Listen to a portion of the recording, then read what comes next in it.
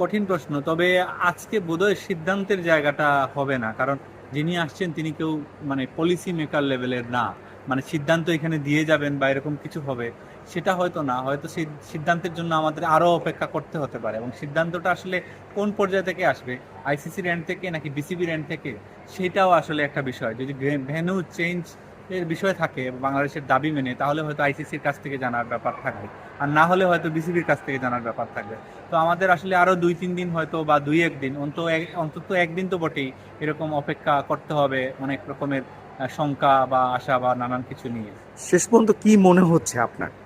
শেষ পর্যন্ত আসলে ওই যে মানে বলা যাচ্ছে না কি হবে, মানে যে কোনো কিছুই হতে পারে, তবে বিশ্বকাপের আজকে থেকে যদি আমরা হিসাব করি আর 19 দিন বাকি। তো ভেন্যু চেঞ্জ করা খুব কঠিন আমাদের মনে হয়, মানে বাস্তবতাটা এমন একটা পর্যায়ে এসেছে।